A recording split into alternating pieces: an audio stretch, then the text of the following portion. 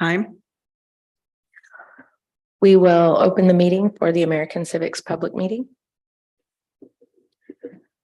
So we are required by state statute 79-724 to hold two public meetings on American civics.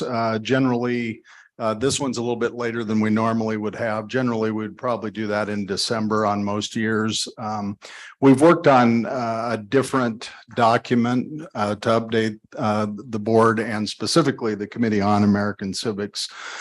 So with the help of Mrs. Douglas and Mrs. Carlson, they helped to complete the activities as we comply with the state statute. The state statute's only a few years old. Out of those two public meetings, one, we must offer up our public an opportunity to provide public testimony. We will do that in June. So at this point, I will turn it over to Mrs. Carlson and Mrs. Douglas, and they'll go through this document. They did go through this document with the Committee on American Civics last week. Good evening, everyone. Are we on? Okay. Good evening, everyone. So Lindsay and I are just going to go through a summary. I believe the document is up on the boards for everyone to see. We'll be providing a summary of the more detailed components of the statute 79-7-724. So the school board of each school district shall at the beginning of every calendar year appoint from its members a committee of 3 to be known as the Committee on American Civics, which is Joanne Lundgren, Angela Blazy, and Emily Garrick. We are to hold no fewer than 2 meetings, of which Dr. Rhodes has already referred to. We have one that will have public testimony. That one will take place in June. And so then we also have our first meeting of the year, which is this evening. And then in addition to that, that's conducted by the full board and reflected in the meeting minutes, that we keep minutes of each meeting showing the date, time, and place of those meetings and the members that were present. Lindsay and I are going to go through and explain how this applies to our school. All right, so first of all, our social studies curriculum aligns to the Nebraska Social Studies standards that have been adopted by the State Board of Education. In grades K through 5, our grade level standards are identified within units of study, and our kindergarten we all utilize the studies weekly curriculum. Kindergarten is titled My World. First grade, The World Around Me. Third grade focuses on connecting communities. Fourth grade, oh, I said that wrong. Sorry. Second grade, Connecting Communities. Third grade, Our Community. Fourth grade focuses on Nebraska studies, and fifth grade, Our Nation. In the middle school grades that comprise of grades 6th, 7th, and 8th grade, our grade level standards are designed, identified within units of study, utilizing high quality materials and resources. 2 years ago, our middle school grades did adopt the curriculum by the company called Savas, and it's called My World Interactive. When we get up to 9th through 12th grade, our classes begin to diversify. And you can see that we have an outline of the curricular resources that were purchased by our district. We cover everything from economics to building citizenship, world history and geography, United States government and our democracy. And we also offer additional elective courses such as sociology and understanding psychology. All right, so going down to D, we review and approve the social studies curriculum to ensure that it stresses the services of the men and women who played a crucial role in the achievement of national independence, establishment of the constitutional government, preservation of the union, and also incorporates multicultural education. All content for K-12 social studies courses are outlined in grade level unit guides. We also ensure that any curriculum recommended or approved by the committee is accessible to the public. We do that by request, upon request. All new future purchases will also be made available to the public. We ensure that the district develops and utilizes formative, interim, and summative assessments to measure student mastery of those social studies standards. And those are all in our curriculum unit guides for social studies. Also, part of the statute is the requirement that we ensure that the social studies curriculum in the district incorporates one or more of the following that are listed below. North Platte Public School District does endorse option I, the first one there, which is the administration of a written test that is identical to the entire civics portion of the naturalization test by the United States Citizenship and Immigration Services prior to the completion of 8th grade, and again, prior to the completion of 12th grade. So we do that in our 8th grade American history class prior to the end of that year. And then also again in American government, which is a required class for seniors. All of our social studies courses then are approved for grade levels as provided by this section, and they should adequately stress contributions of all ethnic groups, the development and growth of America into a great nation, art, music education, medicine, literature, science, politics, and government, and also including the military and all the nation's wars. As social studies courses and content taught are guided by the Nebraska Social Studies standards, which are outlined, of course, in 4 disciplines: civics, economics, geography, and history. Within these 4 disciplines throughout our courses, the standards are grouped by big ideas, which then connect student learning to concepts, themes, or issues that provide meaning and connection to the aforementioned areas. All grades below the 6th grade devote at least 1 hour per week to exercising or teaching periods for the following purposes. Those are outlined in 3A through D. And to summarize that, all North Platte Public Schools K-5 classrooms have at least 60 minutes per week devoted to social studies instruction for the master schedule. Elementary music teachers educate students on the historical background, memorization, and singing of patriotic songs. All students start their day with the Pledge of Allegiance. Additional requirement goes through grade in at least 2 of the 3 grades from 5th grade to 8th grade in all public, private, denominational, parochial schools. Time shall be set aside for the teaching of American history. Below 3B, we list the content areas that are taught in 5th grade, American History Foundations, 6th grade, World History to Early Ages, 7th grade then continues with World History from post-classical, and then they enter into the American colonization. And in 8th grade, the standards are focused solely on American history. In at least 2 courses in every high school, time shall also be devoted to the teaching of civics and American history as outlined in the social studies standards adopted pursuant to this section, during which specific attention is given to the following matters. So in sections 4A through 4D, the following social studies courses are offered at North Platte High School, of which the aforementioned matters are addressed. So there is a listing there. You can see we have a number of courses that we offer at North Platte High School. The length of terms, when those are consecutively taken: civics and economics freshman year, world history sophomore year, and United States history is junior year. And then American government is usually taken then a student senior year. I also tried to identify for you the other courses that we offer for dual credit in partnership with Mid Plains Community College. So that's really good there too. The link right there takes you to the North Platte High School course description book, which is also posted publicly on our district's website.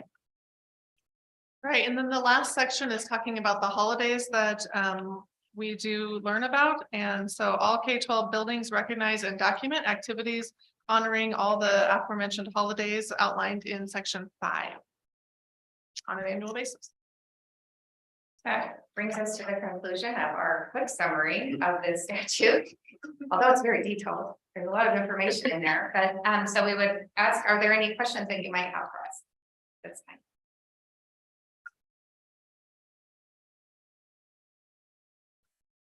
Got off lucky. Well, I don't know. Yeah. Okay, thank you. Yes, thank you. Ladies. So we can close the meeting of American Civics. Now let's call to order the regular Board of Education meeting. What do I say? Read it. The purpose of North Platte Public School is to prepare all students to be productive, responsible citizens in safe, caring, supportive learning environment. Our direction is to prepare every student for success through high-quality education programs delivered by highly effective educators who use, excuse me, innovative research-based strategies and safe, supportive environment in collaboration with family, businesses, and community members. Can we get roll call, Sheila? Yes, Angela Blasey, Here. Joanne Lynn Green, Present. Skip Altick, Present. Cindy O'Connor, Here. Emily Garrick, Present. Matthew Peterson. Present. We have the posting of the Open Meetings Act. The Nebraska Open Meetings Act legislates the methods in which public meetings are conducted. Information pertaining this act is posted on the back wall. Yeah, in the former boardroom. In the former boardroom. Yeah. Okay, sorry. That's nice. Okay, let's stand for the Pledge of Allegiance. I pledge allegiance to the flag of of the United States of America and to the republic for which it stands, one nation, under God, indivisible, with liberty and justice for all. Okay, communications. Yes, Dr. Rhodes.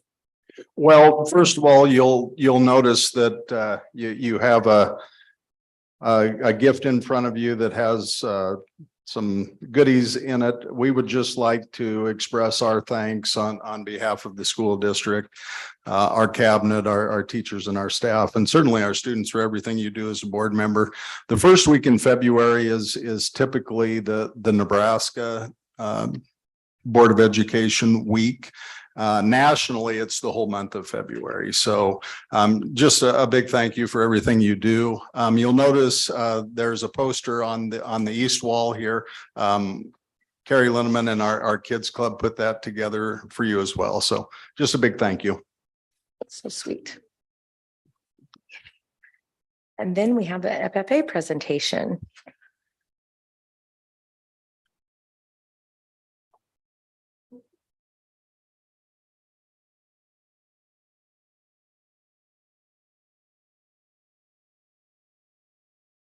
Good evening, everyone. My name is Zara Prieto. I'm a current junior at North Platte High School, as well as Vice President of our FFA chapter. And my name is Lane Heil, and I am current sophomore at North Platte High School, as well as parliamentarian of our FFA chapter. Lane and I are here tonight to tell you a little bit about what our FFA chapter has been up to this year. For those of you who don't know, our chapter was founded in 2018 with 25 members. And now in our 5th year, we currently have nearly 70 members. We kicked off our school year attending Husker Harvest Days in Grand Island as a chapter, where we were able to network with numerous agribusinesses and vendors. We also created a float for the homecoming parade, and our animal science class went to see Temple Grandin speak at the Fox Theater. In October, some of our members attended a livestock judging clinic in Valentine, as well as competed in district livestock judging contests in North Platte. In November, we held our 4th annual corn drive. The corn drive is one of our largest fundraisers of the year. We call local farmers in our area to ask if they would be willing to donate corn to our chapter. We then take a semi and trailer to meet farmers in their fields while they are harvesting to collect the grain. We then sell the corn collected at Ag Valley Co-op. This year, we collected 720 bushels. January brought our district LDE contest, where we had members compete in ag demo and creed speaking. One of our graduated members, Ellie Fisher, also completed her state degree interview and will be the first of our chapter to earn her state degree at state convention by the end of March. Most recently, our members have been practicing for and competing in our district CPE contests. This year, we have qualified 6 teams to compete at the state convention in March. Those teams that have qualified are welding, floriculture, agri-science, meats evaluation, ag mechanics, and nursery and landscape. Our nursery and landscape team of Warren Ryan, Ashley Erickson, Hannah Jensen, and Jada Hothen were the top 4 individuals and district champions in a district champion team. This Thursday, we are hosting our 5th annual Feed the Farmer banquet and fundraiser. This event was developed as a supervised agricultural experience, or SAE project, by one of our former members, Ellie Fisher, and has developed into our largest and most successful fundraiser of the year. This event has raised nearly $100,000 since its inception in 2018, and we are hoping to use the funds towards a future greenhouse and agricultural facility at the high school. Although the reservation deadline has passed, if anyone is interested in attending in the future and would like to be added to our invite list, please let one of our advisors, Mrs. Craig or Mr. Sweetberg, know. Are there any questions?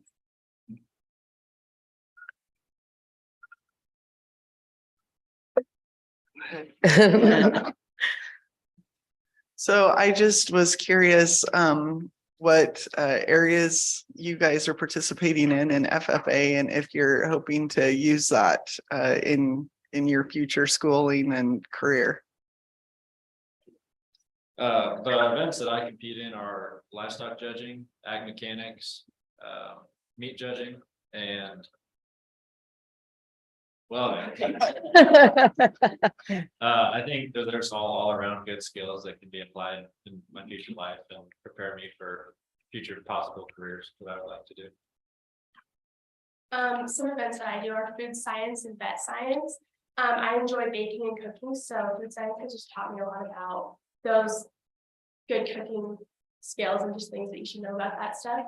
And then vet science, I'm also in 4-H and I work with lambs and chickens. So I just kind of learned a lot about that vet stuff that you kind of need to know when you're taking care of animals. Great, thank you.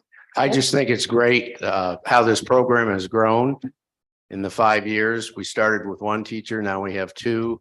And you have all those students involved, and that long list of things that you have done so far this year is amazing. So thank you. Thank you. Thank you. Thank you, guys.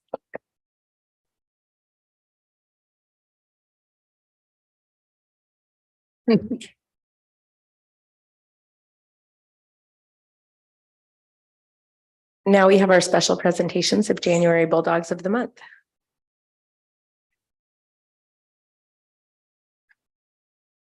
It's my honor this month to present 2 awesome students, Caleb Kincaid and Michaela Madison as our January Bulldogs of the Month.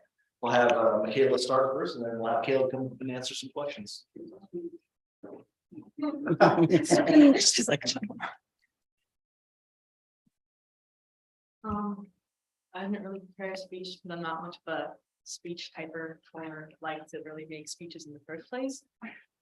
But I just wanted to thank every single one of you for making North Platte High one of the best experiences that I've ever had in my entire life. And I am planning on coming back after college to like help have my kids come here because of the great experiences that I have had and just an amazing community. And I really appreciate every single one of you, especially like my dad who helped me through like that's helped me through a lot, especially in like my high school experiences. Like he's there all the time because well he works there. It's really nice to just have people, such sweet human beings like you guys, just really help and like take care of every single one of us and like actually care about every single one of us. And I really appreciate that. Thank you. Thank you. Oh, I'm planning on going to Curtis to be a vet tech and then coming back to get my business degree here. Awesome. Yeah. Cheers. Thank you.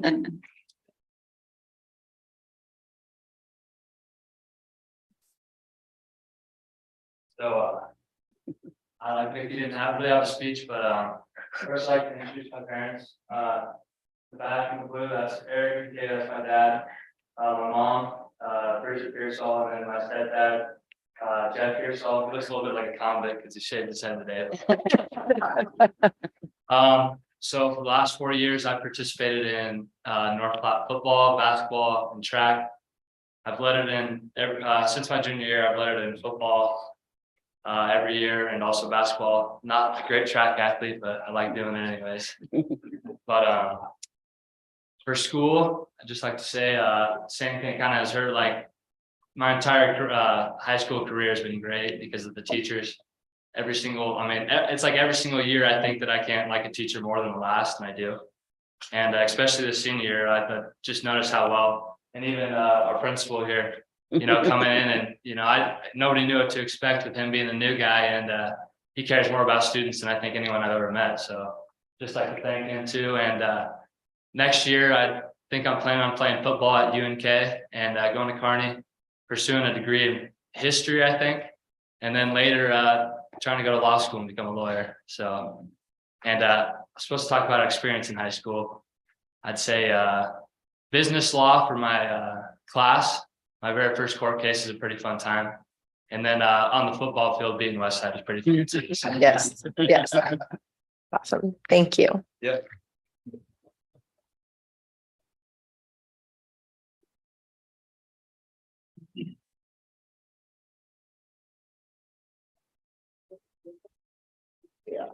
Go.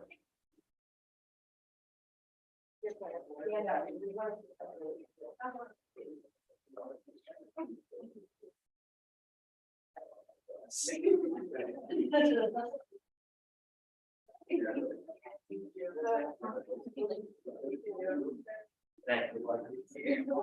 Congratulations.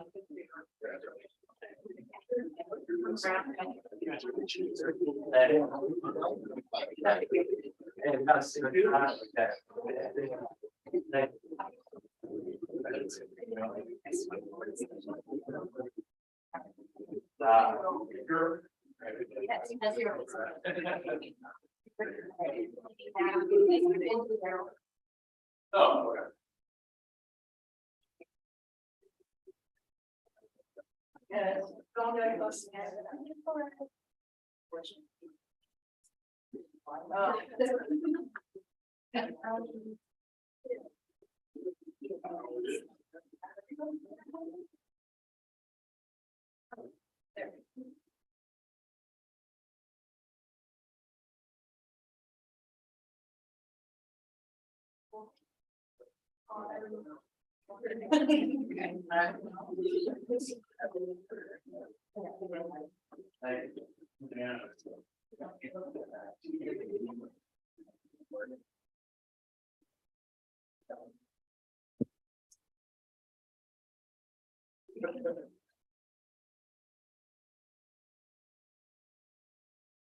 Now we have our foundation report.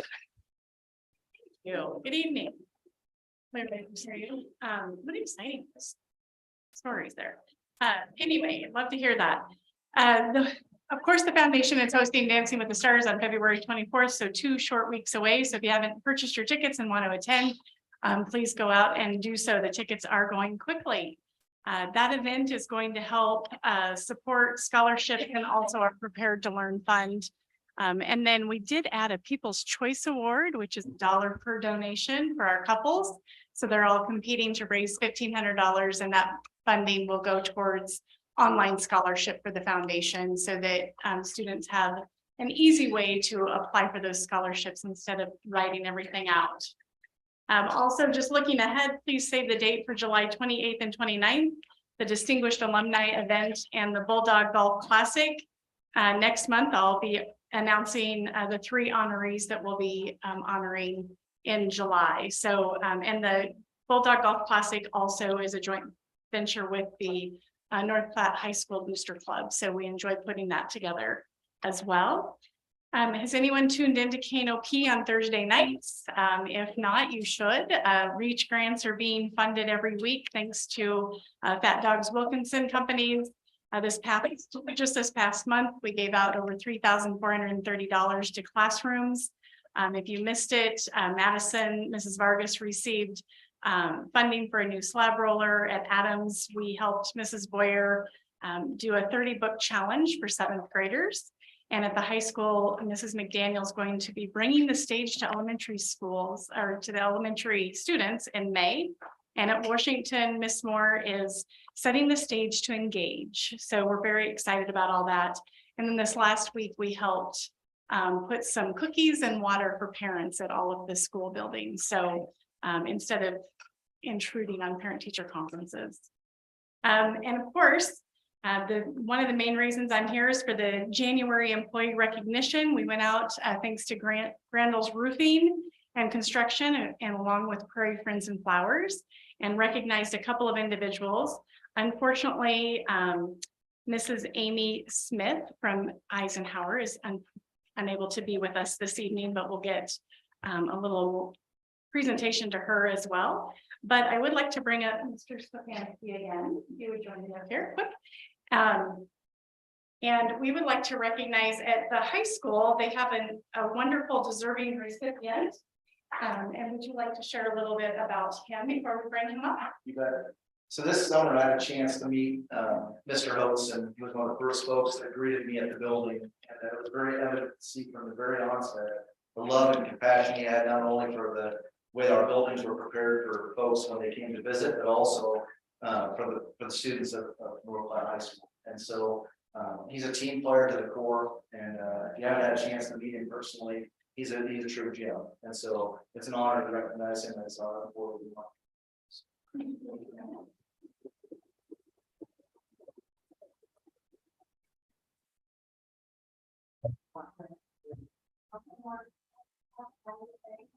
What I'm like, everybody know, at the high school, there's so many activities going on, and they're getting a lot of team, they just are amazing, you know, everything.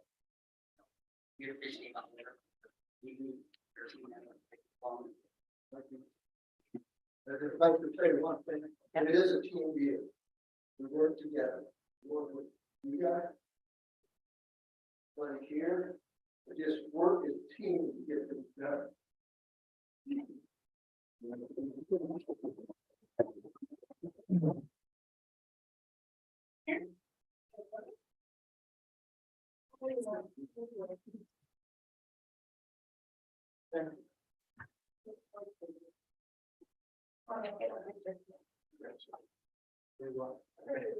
Center. Get you guys to scoot over just a touch that way. This one. This one. We're getting there. Awesome. Thanks, y'all.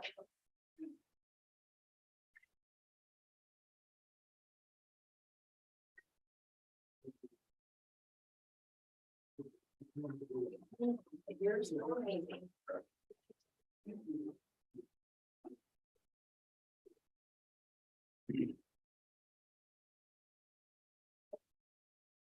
Okay, now our superintendent's report. Dr. Rhodes. Yeah, thank you. Just a few items.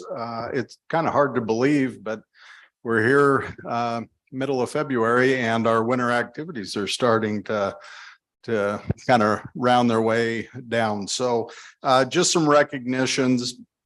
It's just always so nice to see our Bulldogs of the Month, and then you listen to those FFA officers, and I was at district wrestling and the blue and gold speech on Saturday, and one of the things that just came to my mind is how our young people are just so amazingly talented, you know, with the things they do. And kudos to Mr. Spatansky and his staff. But swimming and diving qualifiers for state. On the boys' side, we have Cooper Liebhart, Noah Short, Tanner Schmid Sudden, David Fitzpatrick, RJ Stefka, and Luke Tegmeyer. On the girls' side, we have Dana Sorensen, Sydney Hatch, Cadence Dowhauer, Nora Ware, Samantha Bales, Lindy Frederick, and Cassidy Snyder. State wrestling is just right around in the corner. Both our girls and boys have completed their districts. Our boys that have qualified for state, Brody Pintner, Tyler Hanneborg, Dayton Geip, Jace Kennel, Ryan Fox, Brock Robley, Xavier Albertson, Dominic Descent, Peyton Dimmitt, and Jackson Halverson. And on the girls' side, which our girls wrestling program, brand new this year, we have Subi Alexander, we have Zara Blasey, and we have JC Hampton. So best of luck to those students as they go on and compete at the state level.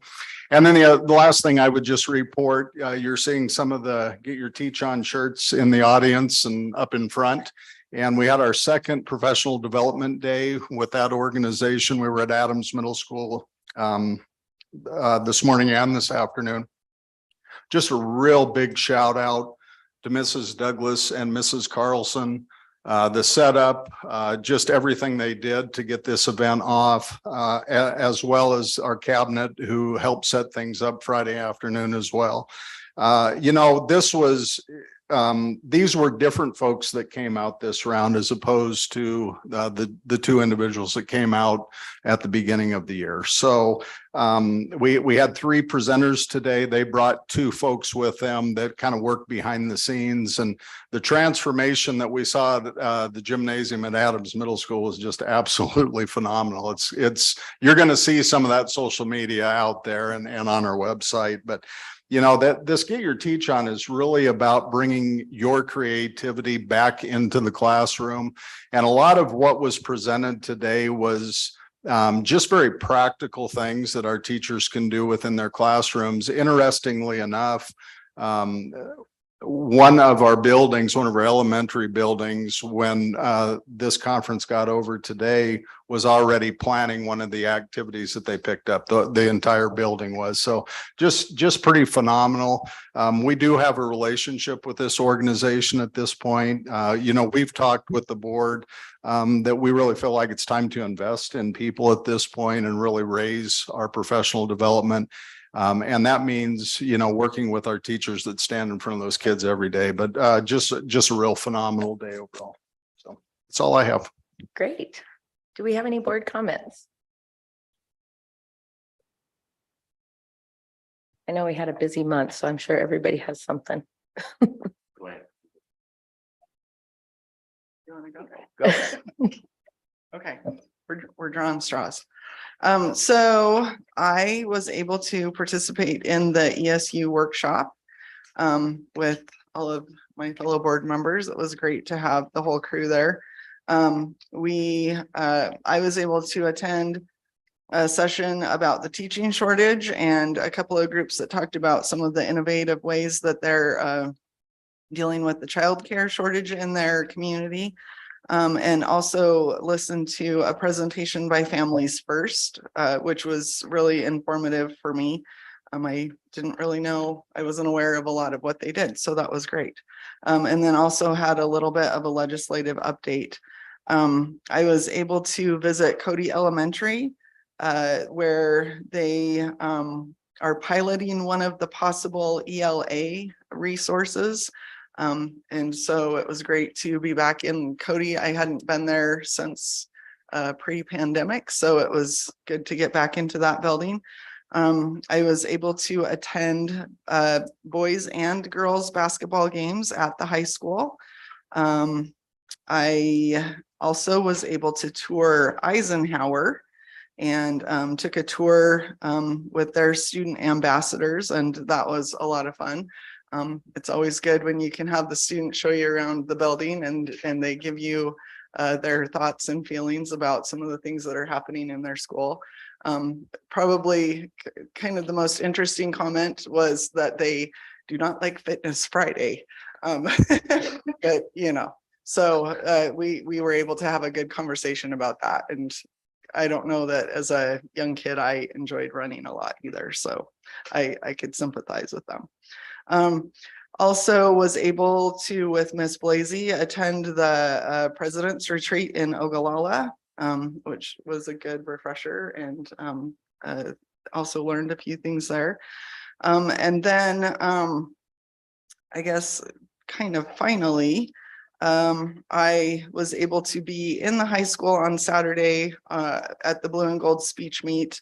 I did have a daughter competing, but I also was able to catch a couple of other kids who I've heard are just doing a phenomenal job with their acts. And it was really good to see.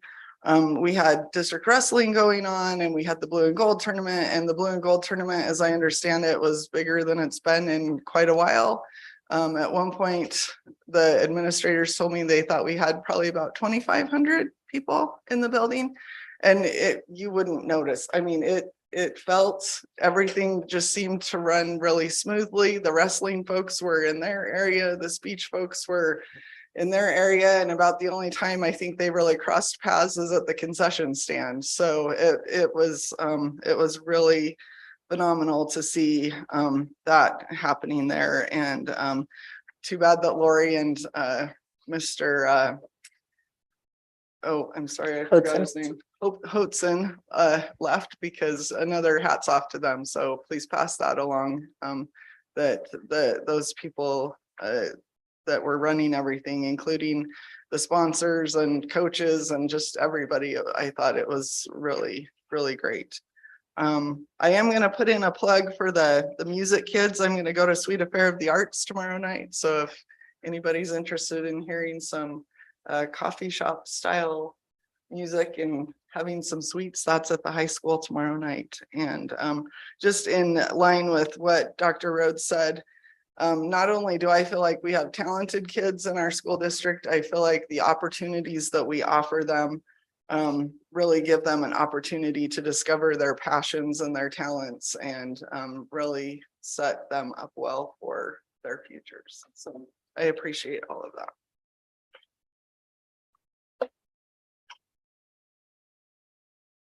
So like Joanne, I attended the ESU conference, and actually we attended the same 2 sessions.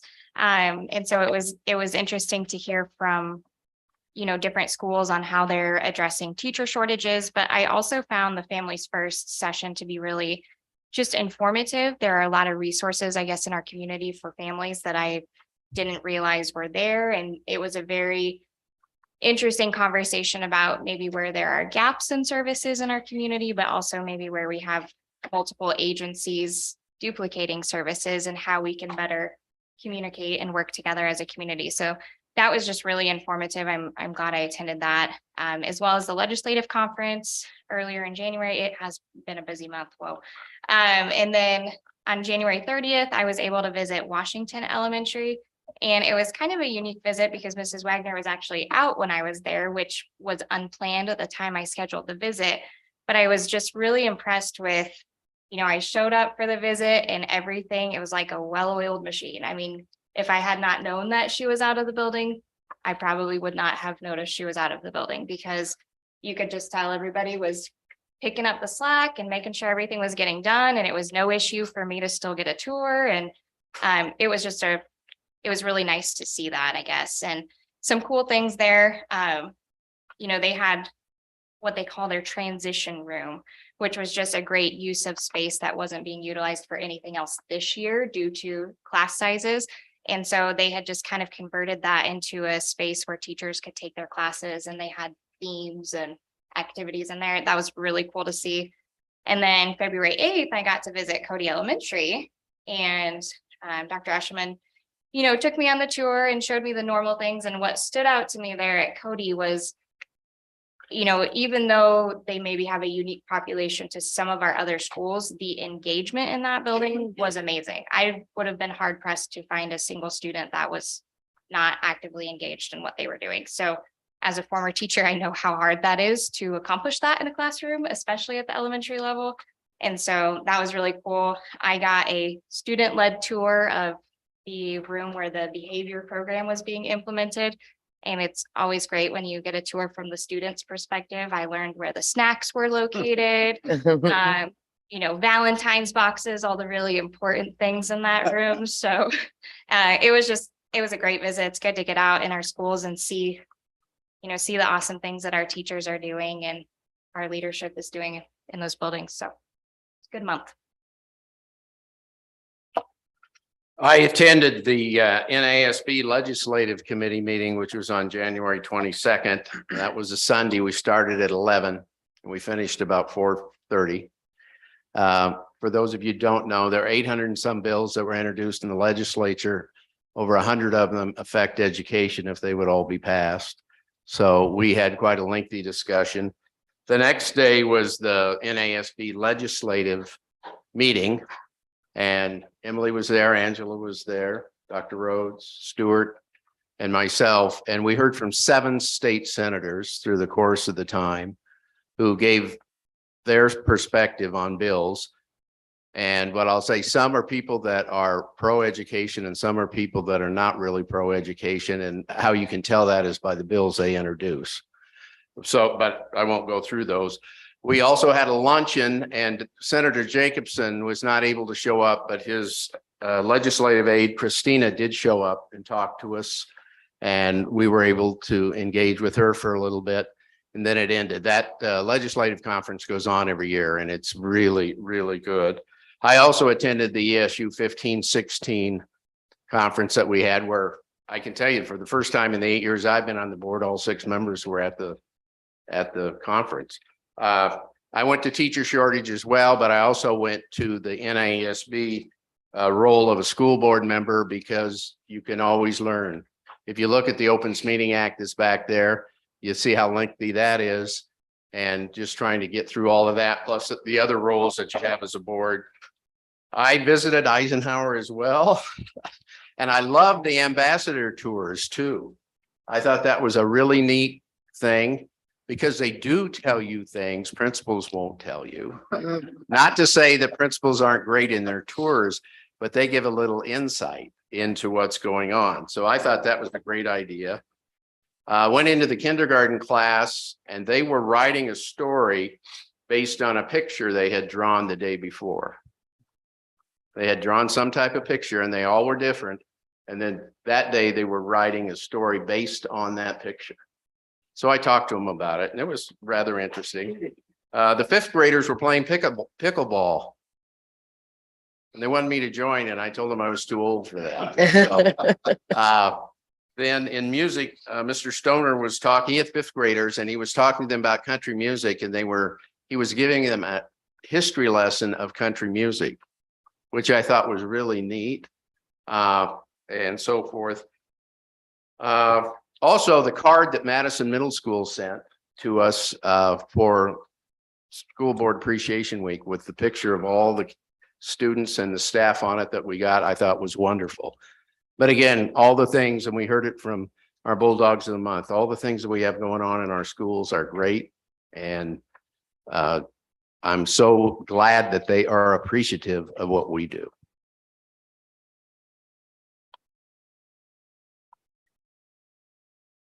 Not patient enough with this thing. You want my microphone? The only thing I'll add is I did have an opportunity to take my boys to a couple of the basketball games. It was my first time really seeing the new scoreboard and all of its wonders. It's such a cool addition to that gym. The part that I really liked is, and I assume this is a student-led project, but all the intro videos and kind of the fun videos they do in between. One point, the other team was shooting free throws, and I think they had a certain student's face up on the screen. That was a distraction, so it was pretty entertaining. But, kind of what Joanne said, it's just a cool experience that our students are able to engage in those classes and do some of that multimedia stuff that they just wouldn't be able to do at other areas. So I appreciate all of that work.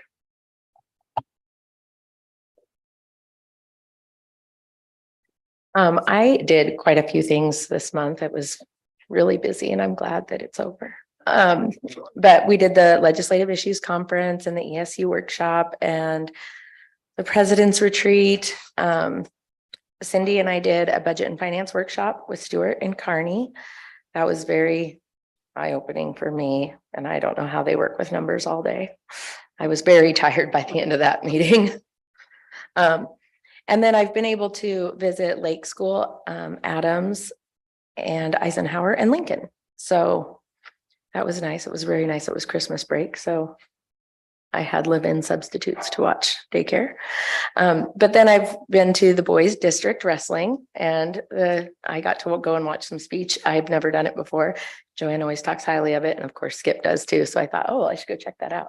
And wow, we've got some super smart kids and they all looked so dapper. I just loved it. And then of course, our wrestling was amazing. And I've been to quite a few wrestling meets and I've got to tell you, like, I thought ours was run very, very well. So I was very impressed with that because we went to districts in Bridgeport for the girls and it was a very busy, long days and North Platte just ran smoothly. So it was very nice. So anything else? No? Okay. Committee reports. We have Personnel, American Civics, Curriculum, Student Services, and Communications Subcommittee. Okay, so we met on February 7th, and there was Emily Garrick, Angela Blasey, Stuart Simpson, Vicki Carlson, Lindsay Douglas, myself, and Dr. Todd Rhodes. The meeting began at 7:58 a.m. First, as we do every subcommittee meeting, we reviewed the purpose and direction, and Angela shared that with everyone tonight, so I'm not going to repeat that. Then we also had the Americanism Committee update by our directors, Vicki Carlson and Lindsay Douglas. And it was the same presentation that they gave to us tonight, so I will not revisit that as well. And then also the strategic plan update. And I think we'll be hearing more on that tonight. Then the legislative update, and of course we'll be hearing more on that because that's what we do. And And then Dr. Rhodes provided us an update on some of the staffing.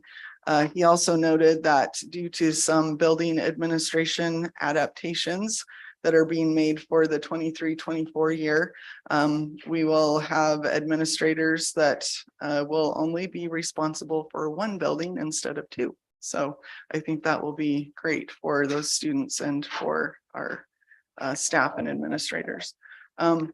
Resignations, Dr. Rhodes just noted to the board members that were in attendance that the certified staff resignation letters were attached to the subcommittee meeting agenda. And we adjourned at 9:06 a.m. Finance, Facilities, Operations, and Legislative Committee. We met on the 9th of last week. Stuart was there, as well as Cindy, Skip, myself, and Dr. Rhodes. And then Ms. Fleck joined us as well, since we were meeting at Lincoln. Again, we reviewed the purpose and direction statement, as we do for all of our meetings.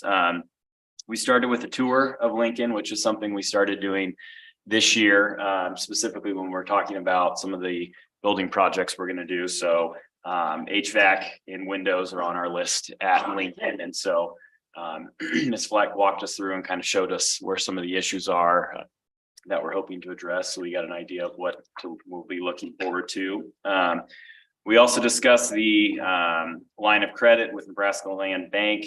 We started this a couple of years ago again, when we were having some cash flow issues with the county. I believe we never actually had to dip into it, but it's just something we have in the event we need to get some money out of that line of credit to help pay our bills while we're waiting on some of our money. Especially right now, we're seeing some issues with the state, which I'm sure Stuart will talk more about. But again, that's just something we have as a protection for the district in case it's needed. We went over the costs for the McDonald project. We'll be discussing that bit tonight for the HVAC and other windows and doors and air quality projects we're working on there. We discussed the process for administrative salaries, which is outlined in our board policy 1010. And we discussed again kind of what the timeline looks like for that. Stuart went through our ESSERS projects. He reminded us that ESSERS 2 ends September 30th of this year, and then ESSERS 3 will end September 30th of next year. And so we kind of went over those costs and expenses and how we've been utilizing those ESSERS funds. We discussed the activities both at the high school and at the middle school level. We're working on developing forecasts for the district's budget. We've seen some decline in revenue over the last couple of years with some of our activities, which a lot of it we believe has to do with the streaming, which is a great service that we have for our patrons. They're able to watch those games from home, but that also cuts into our revenue we see. So we're just working with our activities directors on how we can kind of balance that. Dr. Rhodes did go over the strategic plan, which Joanne mentioned. We also discussed our legislation. And as Joanne mentioned, we also discussed that the resignation letters are available for board members to review. We started at 7:30, but we're out of there by 8:58. So it wasn't too bad, Stuart. Okay, next we have our consent agenda. Our adopted rules of parliamentary procedure, Robert Rules, provide the consent agenda listing several items for approval of the board by a single motion. Most of the items listed under the consent agenda have gone through board subcommittee review and recommendations. Documentation concerning these items has been provided to all board members and the public in advance to assure an extensive and thorough review. Items may be removed from the consent agenda at the request of any board member.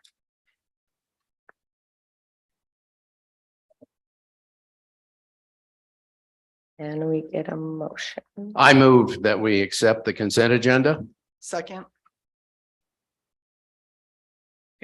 Joanne Lynn Green, Aye. Skip Altick, Aye. Cindy O'Connor, Aye. Emily Garrick, Aye. Matthew Peterson, Aye. Angela Blazey. Aye. And now we have our reports and discussion items. Our special education report, Mrs. Johnson.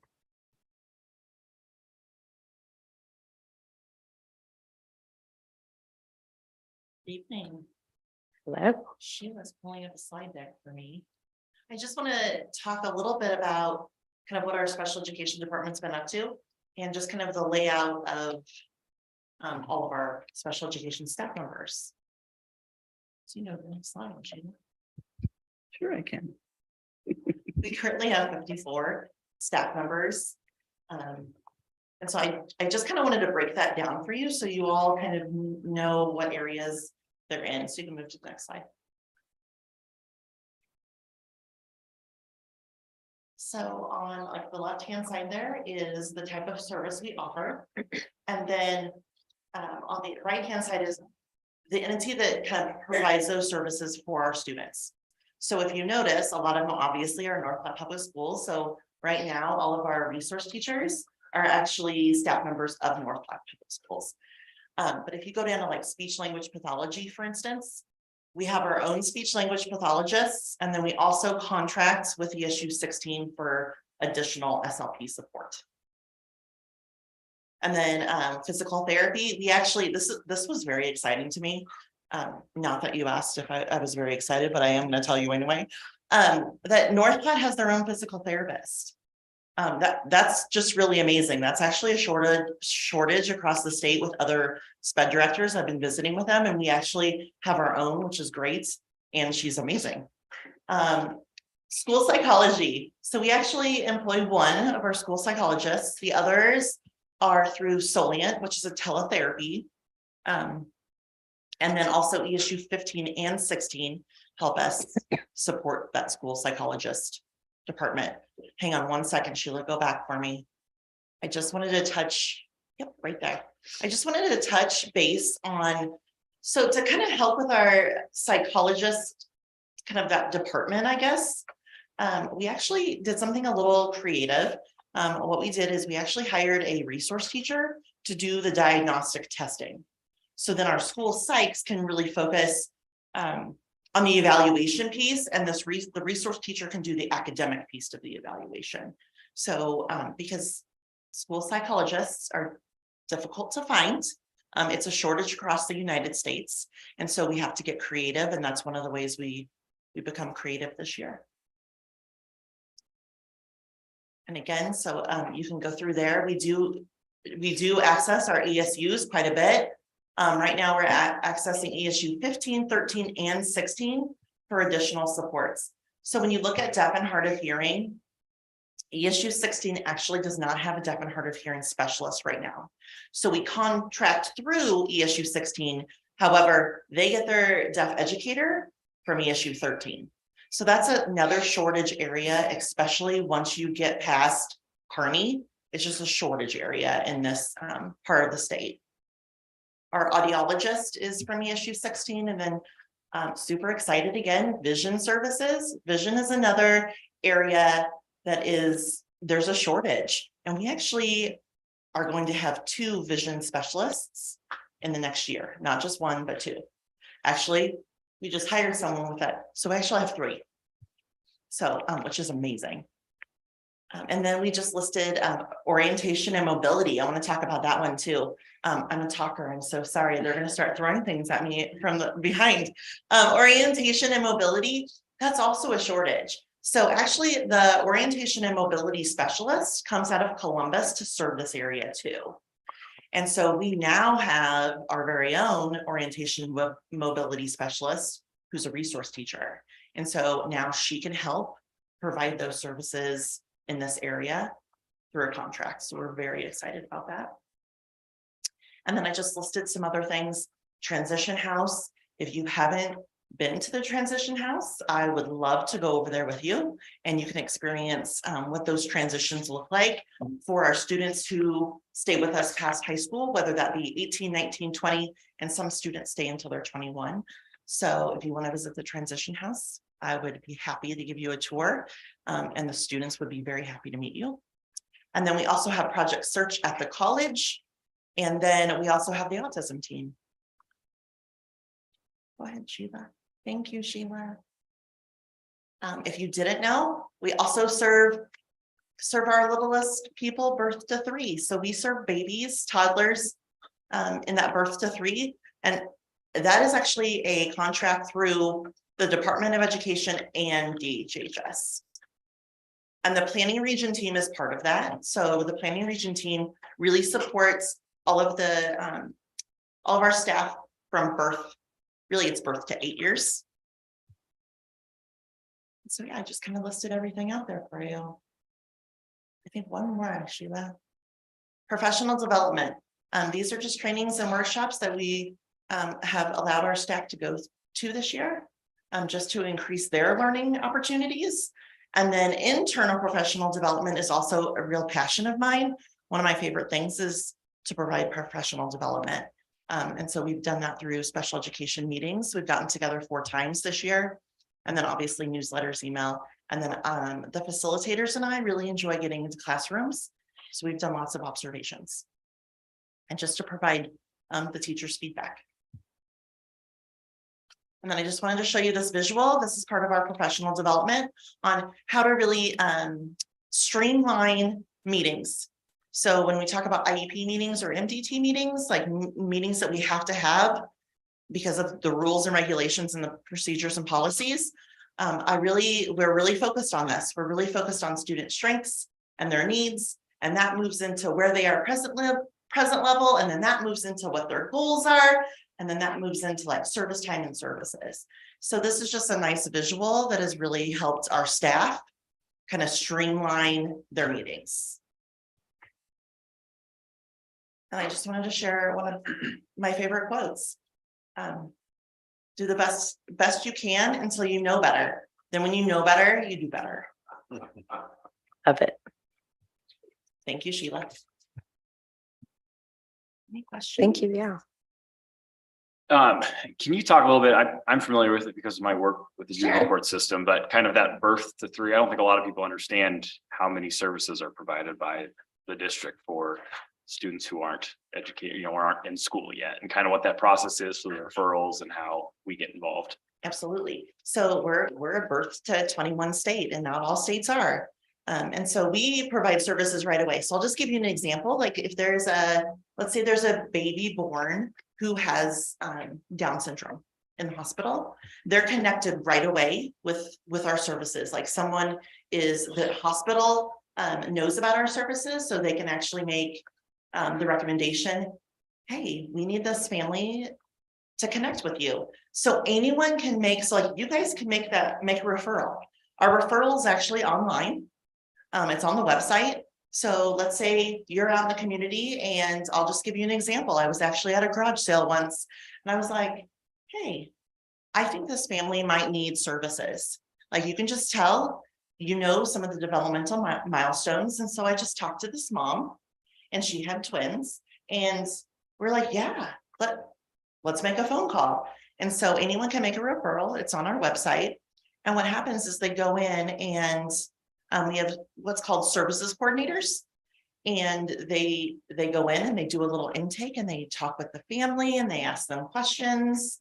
And it's totally family focused. So even if a baby or toddler does qualify for the program, the family can say, no, we're not ready for that. Can you check back in 6 months? And all the services are provided. So if the student if the child qualifies for speech language pathology or occupational therapy or physical therapy, we go in the home, we go in the natural environment and serve those babies and toddlers. Did I answer your question? Great. Perfect. Can you tell me, it seems like I've understood in the past that some of these services we also provide for the private schools in the area. Can you talk about that a little bit? Absolutely. So yes, you're spot on. We actually provide special education as a service for private schools as well. Students who are homeschooled too. So if they qualify or are eligible for special education, we serve those students through an IEP as well. So actually, I think last week over at McDade 3 times for different meetings, just to support those students in that building as well. So right now we actually have a resource teacher over there 3 days a week to help provide those services. And then also our speech language pathologist, all of the services go to those kids as well at their school. Thank you for bringing that up. I had a question about just some of those more specialized roles that are maybe things we wouldn't normally think of as being educational positions, like you talked about physical therapy, vision services, some of those kinds of things. Can you maybe explain, because those are things probably a lot of us have not thought about being a need in a school.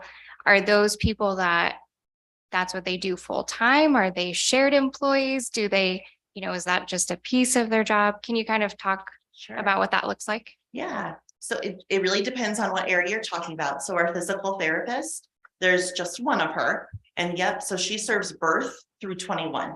So you can see her, like you could observe her in a home working with a baby, or you could observe her at the high school, working with a older teenager.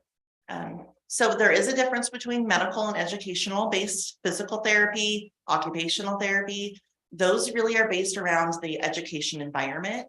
And if it's an educational need, like to access the environment.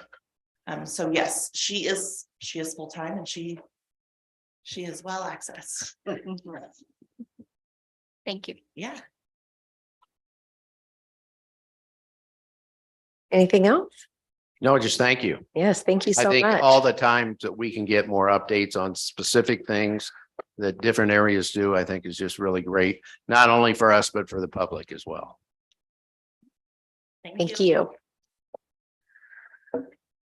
Next, we have our public schools strategic plan. Yeah, Sheila, do you want to bring that up, please? So we are just a little past the halfway point of our 5-year strategic plan. And so we have the remainder of this year, we have 23, 24, and then the last year with this particular plan will be 24, 25. I would just remind you that school year 24, 25, we will be looking at this current strategic plan and where we're at and what how we've made progress towards it, but we'll also start building in the fall of 2024, the next 5-year plan. And I think I've communicated with both committees that we'll really look at stakeholder groups and creating this next round of purpose and direction and belief statements, some parameters of behavior that we have as a school district, and then of course our strategies as well. So one of the things that the cabinet has been working on, as you know, this 2025 strategic plan is a big document. It has a lot of information in it. Some of which is maybe a little bit more task oriented, that you can kind of check it off the box, so to speak. And so what we did as a cabinet, we met on 2 different work sessions to really take what we had with this strategic plan. And we had actually 8 strategies in the original plan. And in fact, purpose and direction was the strategy number 1. Purpose and direction in that original plan, I think, was in there 4 different times. So there was a lot of redundancy and repetition. So we decided to clean that up a little bit. Quite honestly, our purpose and direction, it's what we do every day as educators at North Platte Public Schools. You heard your board president read that earlier. Every meeting that we start, whether it's our cabinet meeting, whether it's ADCO with our principals and directors, we revisit purpose and direction. It guides us. It really gives us that focus of what we're about. And then the other thing is we spend some time on our values that are listed within the strategic plan as well. So we kind of incorporated those areas a little bit differently into this document. And then we condensed some of our strategies. So moving forward, we didn't throw anything out necessarily. We still have a live document that is the original document. But we have completed a lot of those tasks on that original document. To make better sense of it, we condensed and we moved towards 3 strategies, and kind of the language we use is a little bit different. On this presentation, there is a link to just the the document itself that lists those three strategies. This will be on the website, and then of course the condensed strategic plan will be on the website as well. Sheila, if you would just go ahead, you can go past purpose and direction. You want to go to our values. I think it's the 4th page. There you go, right there. So we spent a lot of time or spend some time in our district level meetings that includes not just our cabinet here, but also our principals. We talk about this, you know, that every child is really, really important to us. This idea of positive relationships, you know, I didn't, you know, I didn't really coming into the district have any anticipation of what those relationships currently were, but we've worked really, really hard on collegial collaborative relationships as we've moved forward. And that's always kind of a work in progress as you look at this big idea of relationships. You know, professional capacity, we were looking at that today with our teachers. A lot of times when we look at professional development with our building leaders as well, we usually do activities at ADCO. We'll have an ADCO on Wednesday, and we incorporate some adaptive work into that to help our leaders be better at what they do with teachers. Systemic structures and processes. I've thought all along, this is something this district is really, really strong at. We really have foundation, we have systems, we have supports, we have programs, and really, really good supports and programs for our kids. Conducive learning environment, you know, that really goes into what your facilities look like. And I can look at Mr. Simpson a little bit and what he's doing with some of our ESSER funds on HVAC and lighting and just that learning environment. Something that we talk a lot about is that collaborative spirit, you know, this idea of what is a professional learning community. And we've got a lot of work to do around that. I think that'll probably be a focus on the next strategic plan, but it's something that we really talk about. And I think we try and model that at the district level with our cabinet, our 8-person cabinet. And then we want a true north. We want that moral compass.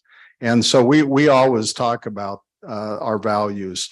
So Sheila, if you'd go a couple pages down to the 3 strategies, I'll just move through these quickly. These were the 3 strategies that the cabinet identified. Again, these were condensed from some of the 8 original strategies.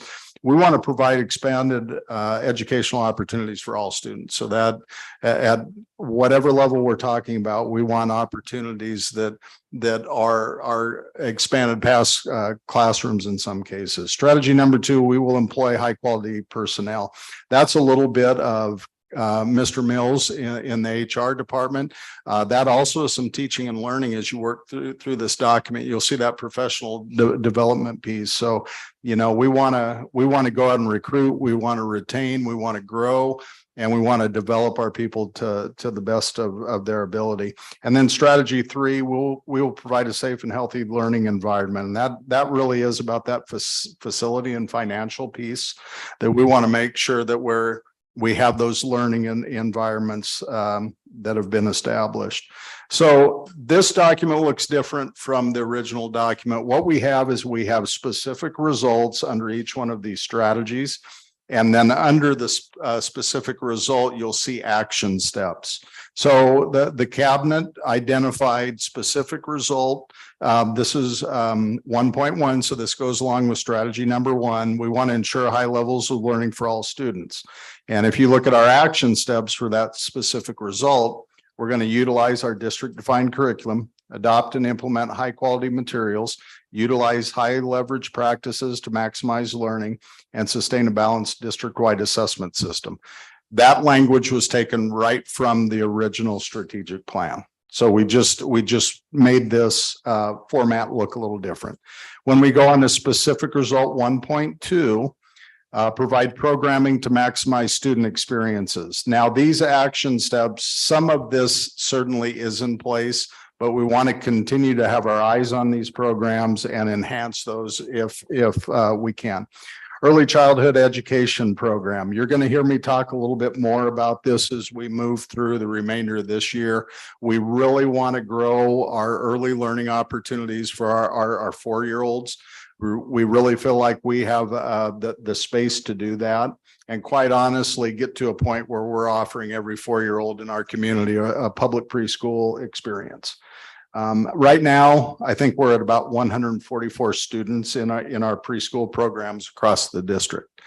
And you know, when you look at our classes, we're bigger than that. You know, we're 260, 270. So we've got some kids out there that certainly might be experiencing a private preschool experience, which is wonderful. But I worry about some kids that aren't getting that preschool experience. EL program. We know that we're going to have to continue to look at our ELL program. We're going to have to look at staffing around that.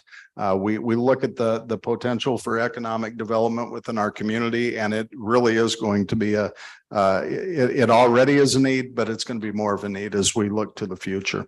High ability learner program. We can always do better with our high ability learners.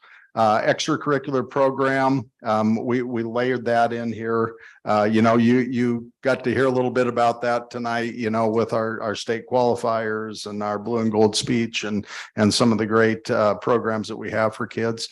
Extended learning program, again, you'll see the research plan, develop, implement, and evaluate on all these. The class program, is our alternative program at the high school level. I will tell you, we're already having discussions with Mr. Spatansky and his administrative team and looking at that program. And we want to make sure that we have an alternative program that really meets those kids' needs. Coming out of COVID, that program probably looks a little bit more online than maybe it would need to, or maybe it does need to be online. Those are the discussions that we're having. Our kids club program, Carrie and her group does a tremendous job, very, very well respected program across the state. And then our elementary behavior program. Emily, you talked a little bit about that earlier. How are we meeting the needs of some of our kids at the elementary level as well? So those are things that we have in place that we continue to look at, research, plan, and we're kind of in that evaluative mindset right now.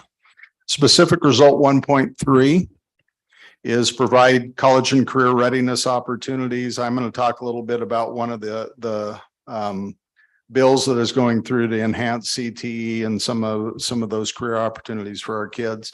But 1.3, when we look at action steps, academy and internship programs, we're looking at really enhancing our internship program at the high school. We're trying to take a look at some of the personnel right now to try and really enhance the number of kids that have an intern experience and to formalize that a little bit as well. How we develop our relationships with our business community and what that looks like for those folks as well. And if you remember, we lost our career coach a year ago. And so that's kind of fallen within the guidance department right now. And there's a lot of balls in the air for those counselors. So we're looking at that. Project Search, we're really looking at that program as well.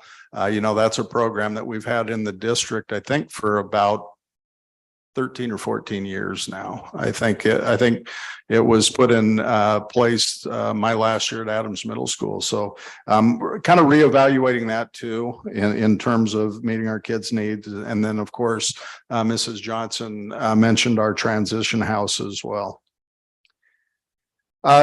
Going on then to strategy number 2, that specific result 2.1, implement a thorough hiring process. You can see our action steps, market open positions through various media outlets. So we really took some of the communication strategy that we had in the original strategic plan, and we kind of layered communications into both strategy 2 and strategy 3. Utilize a district selection process that attracts high quality professionals. Number 3, review turnover trends to identify potential selection and retention issues. And 4, implement a collaborative selection process for all hires. Specific result 2.2, prepare staff for success and retention. Guide new staff through the district onboarding process. You know, our new teachers, they get a lot of information at the beginning of the year before we bring in the other teachers, and to the point where we're looking at adding another new teacher day. Just with some of the new trainings we have Boys Town training now and some of those things. So we want to make sure that, you know, with all our staff, but those new people coming in, that we're providing as much support as we possibly can. So they can get off the ground in good fashion when kids come. 2, utilize a mentoring program to train and prepare new staff for success and retention. Mrs. Carlson, Mrs. Douglas do an outstanding job with our mentoring program, to the point where it filters down to the buildings too. We have cohort meetings that happen quarterly, I believe, at our buildings as well. But that's something that we continue to look at too, because mentoring is really important in this profession, as it is in a lot of professions, but it can make all the difference for new people. And then, of course, provide professional development for all staff. And I talked a little bit about that earlier. Okay, specific result 2.3, utilize an evaluation system for all staff. The action steps, train staff on the district evaluation process. As you know, we use the Nebraska teacher standards, and we also use the Nebraska principal standards. Interestingly enough, today at the Get Your Teach On, one of the things that Mrs. Carlson and Mrs. Douglas worked with the organization was an alignment with their presentations today and our teacher standards. And that was right on their agenda. So our teachers could look and see what the presentation was going to be about, but then it also outlined the specific teacher standards that dealt with that particular presentation. So, you know, we're just being very intentional about when we do professional development, that it's really, really aligned to our evaluation on what is good teaching and what we want teachers to be able to do in the classroom. Train administrators and supervisors on the implementation protocols on the district evaluation process. You've heard me talk about this before. Our building principals, first and foremost, really need to be instructional leaders. So we work with our building level administrators to become better at that whole process of assessment and evaluation of teachers. And then the last one, ensure the fidelity of the district evaluation processes. We want to make sure we carry through with that process. We don't want it to stop. We want continuity with it, and we want to give everybody an opportunity to grow. Last strategy then is strategy number 3. And again, we talked about this is that safe and healthy learning environment. And so specific result 3.1, balance revenues and expenses to maintain a strong financial position. You will notice that these results are very closely worded to what was in the original strategic plan, the larger document. So the action steps around that: analyze past spending and revenue patterns over the past 5 years and align with the district goals. Identify, develop, and analyze additional revenue sources that would assist the district in meeting district goals. And one of the things we look at is potential for grants that are out there. Provide district leaders and principals with information on the current financial information, receiving input that will help the district make sound financial decisions that impact the budget process and improve student achievement. And number 4, manage the cash reserve for the district to provide 3 months of expenditures, but not to exceed 25%. Specific result 3.2 is ensure a safe and secure environment for all students and staff. Those action steps are analyze and continuously update the long-range facility plan so the district is utilizing the facilities at its maximum potential. ESSER's funds has really allowed us to kind of get ahead of that a little bit. So instead of having to use special building fund monies or potentially transfer from the general fund into depreciation, we've been able to use our ESSER funds, the Adams project, the upcoming McDonald's project, and then Eisenhower after that. So we're excited about that. Prepare a school utilization study and a plan of action to enhance the effectiveness and efficiency of the school's operations. Continually evaluate and work with business partners on implementing early childhood offerings. Again, that's going to be very critical as we move forward. Annually review, update, and implement the district safety plan on all building level safety plans. That is kind of ongoing as well. Maintain and implement long-range facility plan. Plan, develop and implement programs to promote staff and student wellness. And number 7, meet as a district level safety team and work with building administrators on individual building needs. And we have monthly meetings that is our district safety team. And then we actually rotate those to different buildings, very similar to the finance and facility committee meetings. And then we have that principal set in with us on that safety meeting. Specific result 3.3, provide internal and external communication systems. Communicate and share district approved platforms with administrators and staff, provide ongoing training and support for administrators and staff, share information on district-wide issues through internal and external media outlets. And 4 is create a system to encourage two-way communication between North Platte Public Schools and patrons of the community. You know, communication is just so important for any school district, but particularly a school district our size. So we're pretty systematic with what we use for platforms to communicate. And we try and keep that consistent across all buildings as well, and all the way up to the district level. But you will hear me say from time to time, if we don't tell our story, somebody will tell it for us, and it won't be an accurate representation of what North Platte Public Schools is really about. So, you know, we do utilize, I think, to a high level, social media. You know, our buildings utilize it. We do at the district level, individuals that are associated with the district, but that is really getting our message out and telling our story. Questions that you may have? That was a lot of information. But again, it's really condensed compared to the original strategic plan. I think we wanted a little bit more focus as we finished the last half of the strategic plan. All right, thank you. Staffing update, Mr. Mills. Good evening. I only have 4 words for you. Get your teach on. My God, what a day. I'm going to go off script here for a minute because it involves staffing. I've been to a few professional development days in my time. And what we've put together here, kudos to TNL, for the entire team. If people do not want to work at North Platte Public School District, I can't understand why. Because the professional development, the board has given so graciously, because many of you, if you don't know anything other than North Platte or other districts, most districts have like 2 days, August, January. You graciously have given these days to us, and then what we've done with them is that professional development. And I can't say enough about it, because where that takes us in keeping staff and retaining staff, as Dr. Rose talks about, just continues to build it. So that's my report. Any questions? Really good report from Hastings. There was about 7 districts that were invited.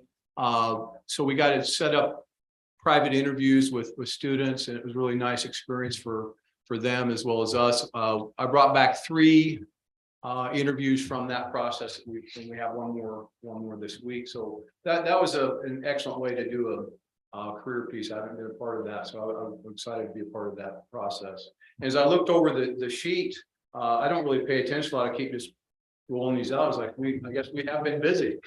quite a few hires on there, and I'm glad to report that the team is continuing to recruit, and it takes everyone. One of those names on there comes from one of our own staff members, which we highly encourage our staff to do that, because we're all recruiting from North Platte Public School District.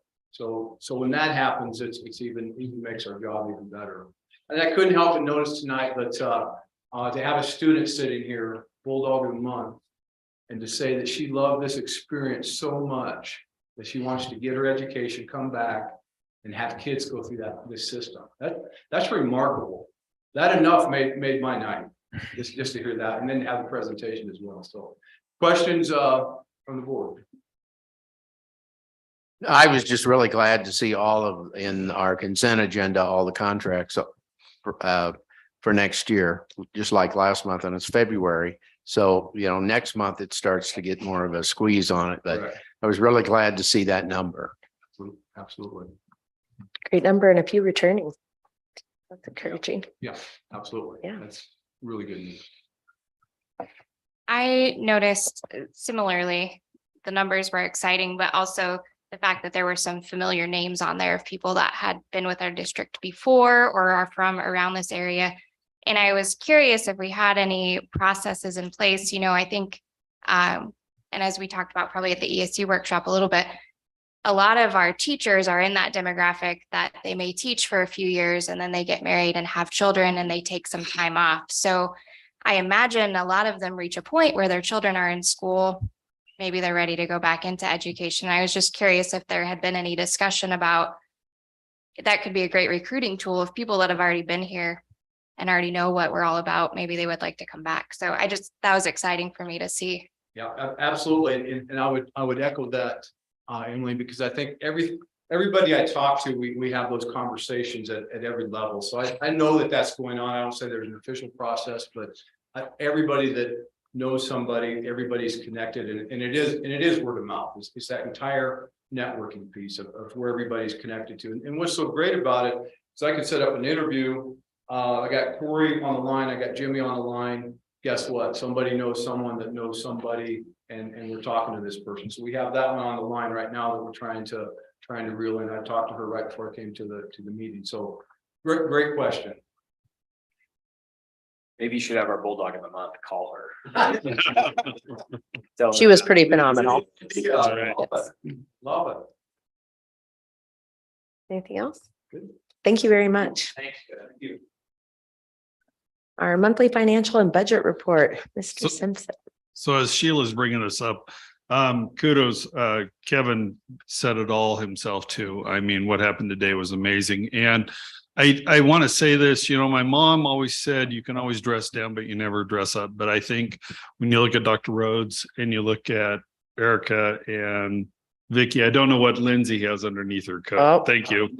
They dressed up today. I did not, and I apologize because really, when we were talking, when I was talking to Lindsay and Vicky and Dr. Rhodes in regards to this, and we start putting a pencil to what we can do for our teachers in the classroom, $400 to just bring these people in per teacher compared to when we send people out across the nation. A lot goes into what Vicky and Lindsay did. But in the process, we haven't spent that much for a teacher. We continually need to expand what we're doing for professional development if we're going to continue to help our students. So kudos to everybody, as what Kevin said. Just a reminder, Cindy and Angela did come in and do the claims. It was by myself. I did succeed, but it took. You were there for hours. No, I'm just kidding. So on the first page, as Sheila brought it up, page 2, want to remind everybody this is the budget that we adopted back in September, and you can see where we're standing in January. It'll be more imperative when we come next month. That'll be 6 months into our fiscal year, and then we can see if we are 50% or where we are per program. I say programs, special ed or grants or so forth, or in some of our various funds that we oversee and where we're standing. And so we're continually watching that. And, want to say a shout out to Jimmy Rhodes. I meet with him on a monthly basis and go over these activity counts. Getting him geared up, number one. Number two is just working collaboratively with him to make sure where we stand with our programs and going along with what was said today. We're seeing a lot more online access and less people coming to the games, but that's just the nature of what's going on in our nation. And so he's experienced it before, we're experiencing it now, but in the process, we're trying to work together to try to come up with ways to continue to enhance what we're doing there. Then Sheila, next page, page 3. So I really just want to focus on the general fund, and this is sort of our net assets of where we stand in our cash reserve. But, if you look at it every month, you can just sort of glance and see where I'm just bringing up mines. So where we stood at the end of December, how much revenue we took in the various areas, and I try to break it down appropriately between property taxes, state aid, various grants, and I'll touch on those in a little bit. And then from there, how much payroll goes out every month, and then additional bills in some capacity that we expend in the general fund for a net increase or a decrease over that period of time. And so we'll see it. And knowing that we always go into now our say slump period, or however you want to refer to it on page 7, Sheila, is our monthly cash flow. And we know that we are starting to use our reserves accordingly. And if we remember the strategic plan Dr. Rhodes mentioned in 3.1, we manage the cash reserves for the district to provide 3 months of expenditures not to exceed 25%. We know that we can't predict where property taxes will coming in, but in the process, what we want to say is that we know that we're required to use our cash reserves until property taxes come in May, June, and August. And then that we're building our reserves back up to start the school year. Number one. Number two is that we hope we get back to 25%. If we get a little bit more, we'll deal with that accordingly into the finance committee. But in the process, we want to get up to 25% in reserves. But along with that, I had it on my mind, but we watch that accordingly every month. So we want to make sure that we're not we're managing our cash accordingly. So with that, if we go to page 10, managing our cash, if we look over, this is sort of Stuart's, geeky spreadsheet that I like. But if you look over where it says school district treasurer's cash investments, you can see where we're standing overall in our various funds. In the bottom number of the grand total, we have 4.2 million in cash sitting at Nebraska Land Bank. So in that, I just want to make the statement that as we go into talk about our line of credit, I watch that column, so to speak. And then in the process, I also watch it when we go into payroll every month where we're standing accordingly with funds. So with that, where are we at with funds? The two big ones that we have out there, excluding ESSERS, because for some reason, ESSERS turns around and gets the money back in a timely manner right now. And I think it's just because of the feds and what's going on with them. But the two big ones, and we talked a little bit at our finance committee, is ESSA, which is basically Title I, and IDEA, which is special ed. And in that, Dr. Rhodes and myself got email about a week ago saying, please change this statement on your grant document because our state auditors are really being critical with us this year. So what I'm saying is it has taken us a while. We have both grants approved, but we finally got them approved because of the requirements that are at the state level that are making us, get those funds, but we're ready to now turn around and submit, and hopefully we can get those within the next couple of months so that we can hopefully help this cash flow situation. So that's finance in a nutshell. Questions? So Stuart, when I look at our first page here with our enrollment numbers, and Mr. Spatansky, I don't want to put you on the spot, but do you remember how many early graduates we had this year? 67. So, and the reason I ask is obviously, if we look at our enrollment, it's down overall, but without those kids, it looks like we'd actually be up from the start of the year. Is that, we're looking at what, 3.5% yes change. And our elementary level, especially, it looks like there's quite a few new enrollments. So I think hopefully that's an encouraging sign of what the district's going to see over the next couple of years, just because obviously when we talk about our state aid and things like that, that all ties back into that. So so I think that's important to note that, yes, although it's down because of those early graduates, we significantly have increased at our elementary level. So I'm encouraged by that.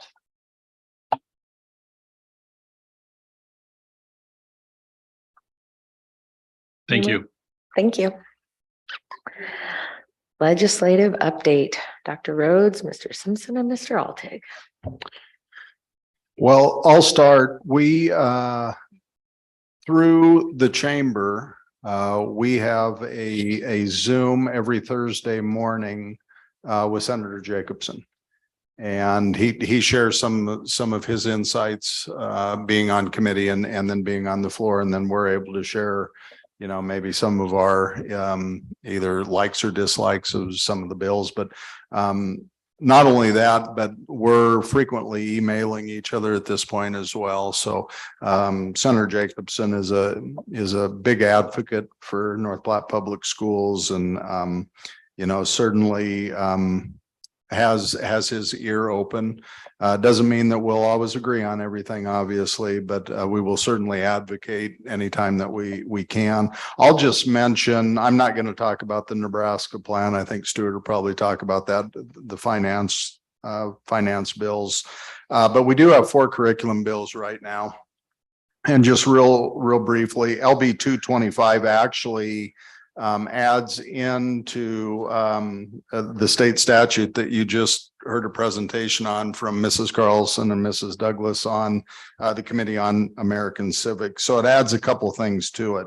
Not only would you be required to have 3 board members serve on that committee, but also a student would have to serve on that committee as well.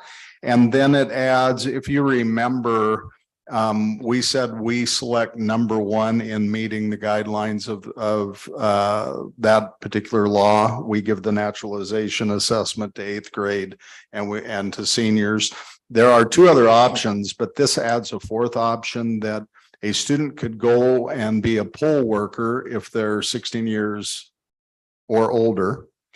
And then they could do a presentation or write a paper on their experiences. So it adds that 4th one in. So not a lot of changes with that. LB 520 is a cleanup bill from a previously passed LB 1112, which was a McKinney bill. And that was the Computer Science and Technology Act. And that basically provides, it gives you another year before you'd have to implement the 5 credits for graduation. And it also makes it a little bit easier for districts to be able to utilize some of their existing coursework to meet the needs of that requirement. LB 610 is a Lippincott bill. I mentioned earlier that there were some bills going through that could enhance career and technical education when I talked about the strategic plan. This appropriates $10,432,000 annually for the next 2 fiscal years that would be distributed amongst secondary and post-secondary schools. And it would flow within the formula of Perkins funds. There are some guidelines on the amount of money that could be used for administrative and some of those different types of things. So we feel that's really good legislation if they're going to put more money in career and technical education. And the last one I'll mention that's a curriculum bill is Senator Day's LB 679, and that creates the Holocaust and Genocide Education Training Grant Program. And so Senator Day had a bill a session ago that talked about Holocaust and genocide education. This creates a grant. In fact, I think the fiscal note on it is $2 million.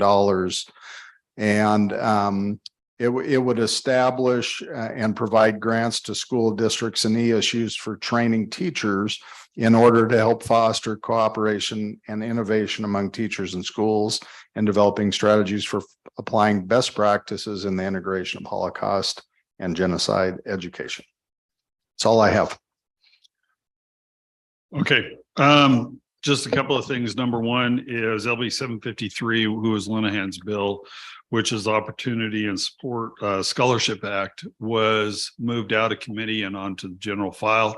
What that is really saying private schools can have up to $25 million, if I'm correct in the number, for private school tuition rebate. It's a tax incentive for private school students. Very much concerned about that, is that if we're taken away from public schools. And we're gonna watch that one extremely hard. And the other part of that is that it escalates Correct. each year. Right. The number starts at 25, would be like 25 next year, but then would keep going and going and going up each year. Yeah. And that's a concern for us from the standpoint it's increasing there. But a lot of times if they have to get under a certain budget number for TIOSA, they take away money from us. So at least from the public school standpoint, we're saying equality both sides. The other three ones that I talked about at the finance committee are LB 583, which is a foundation aid, 589, which is limited taxes to 3%. And then 681 is creating the TIOSA fund for public schools. We've heard testimony in the Education and Revenue Committee on 583 and 589, but nothing on appropriations at this point in time on 681.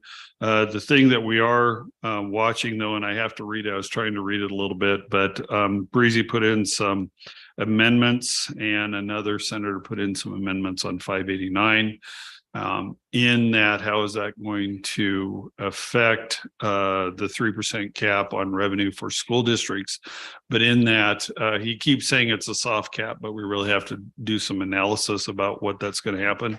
And we're still waiting for NDE to put out a sort of a sample of what's going to happen, whether it's on the 583, 589, or a combination thereof. But no matter what, none of them have been advanced to the floor. But in the process, we're very much concerned, as Dr. Rhodes mentioned, Senator Jacobson is watching those because they could all come out of committee and then be Christmas treed into one bill. So very much concerned. That's mine, Skip. Well, I won't repeat what you gentlemen have talked about, because that's what we have talked about too. The idea that those three bills could all become into one. And it will get a little more in depth because for the last 2 weeks, all they've done is hearings, which they have never done before, both morning and afternoon. Today was the last day for that. So they will have general debate in the mornings and then hearings in the afternoon. So there will be more bills coming out and you'll get a pretty good sense of how the various senators feel on the bills. There have been a few that have come out, but some of the ones that we are concerned about have not come out of committee yet. So the next couple of weeks will be real interesting to see which ones come out, because there's no way they're going to get 100 bills to come out on the floor, because we're in a 90-day session and we're in day what, Stuart? I usually have it on me and now I know, I'll get it here. didn't drag it out of my head. So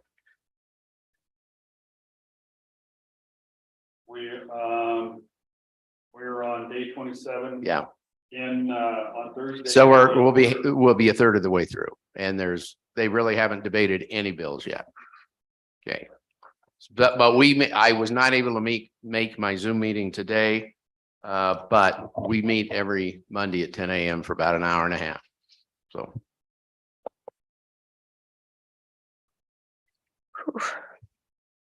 Any questions on that? No. Okay, we have public comment.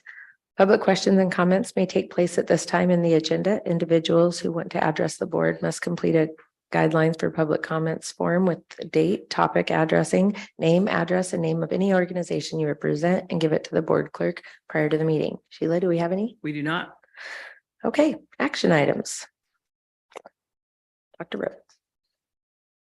Okay, so your first action item is your umbrella organization, Nebraska Association of School Boards. That membership generally runs April 1st through March. And so we are asking for the board to consider approving your membership in NASB.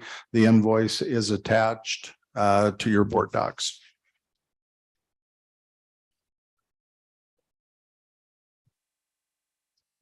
I would move to approve membership in Nebraska Association of School Boards. Second. We get a vote? Skip Altick. Aye. Cindy O'Connor. Aye. Emily Garrick. Aye. Matthew Peterson. Aye. Angela Blazy. Aye. Jennifer Green. Aye. And it passes. Requested approval of the McDonald HVAC bid. Mr. Simpson. So we took HVAC bids for just the equipment that goes on McDonald Elementary back in October. And in that was $300,279. Now what we've done is come back in with going into that facility and really modifying what we have to do to, number one, get the units into there. And then second of all, creating that more positive learning environment from better windows, better, what I want to say, a better environment overall. So with that, we took bids for ceilings, for a vestibule, for windows within the building. North Platte Plumbing, Charlie's North Platte Plumbing, and AJ's are working together, we'll say, to install the roof units that'll be installed accordingly. And then steel roofing, a lot more cost to that than what we had at Adams, just because of the hard pan ceiling at McDonald.